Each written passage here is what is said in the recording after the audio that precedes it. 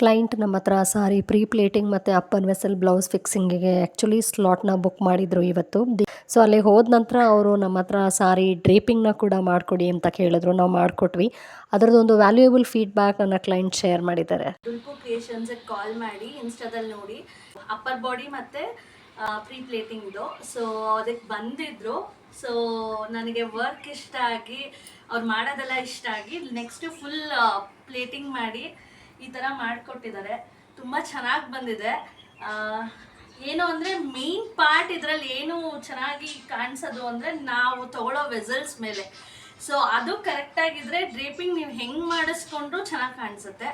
First part ನಾವು vessel ಹೆಂಗೆ ಅನ್ನೋದು ಬೇಕಾಗುತ್ತೆ ಮೇನ್ ಇಂಪಾರ್ಟೆಂಟಲ್ಲಿ. ಸೊ ವೆಸಲ್ ಅವ್ರು ಹೇಳ್ದಂಗೆ ನಾವು ಚೂಸ್ ಮಾಡಿದಾಗ ಸ್ಯಾರಿ ಡ್ರೇಪಿಂಗ್ ತುಂಬ ಚೆನ್ನಾಗಿ ಬರುತ್ತೆ. And this is the outcome ಆ್ಯಕ್ಚುಲಾಗಿ. Thank you Dulpu creations and thank you ma'am Shilpa ma'am.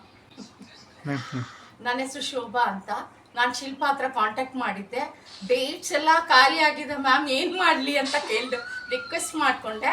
ಬರೀ ಅಪ್ಪರ್ ಬಾಡಿ ಸ್ಯಾರಿ ಪ್ಲೇಟಿಂಗ್ ಕೇಳಿದ್ದೆ.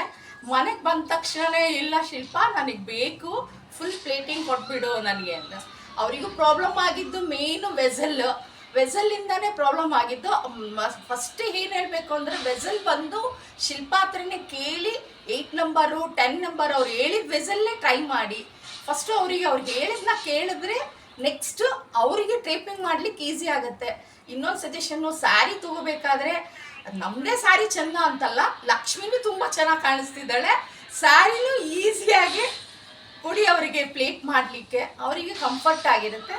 ನಮ್ದು ಲಕ್ಷ್ಮಿ ಇವರು ನೋಡಿ ಎಷ್ಟು ಚೆನ್ನಾಗಿ ಮಾಡಿದ್ದಾರೆ ಅಂದರೆ, ನಾನು ಲಕ್ಷ್ಮಿನ ಹಿಂಗೆ ಆಡಿಸಿದ್ರು ಎಲ್ಲ ಹಾಗೆ ಇದೆ, ಸ್ಟಿಫ್ ಆಗಿ ಕ್ಲಿಯರ್ ಆಗಿ.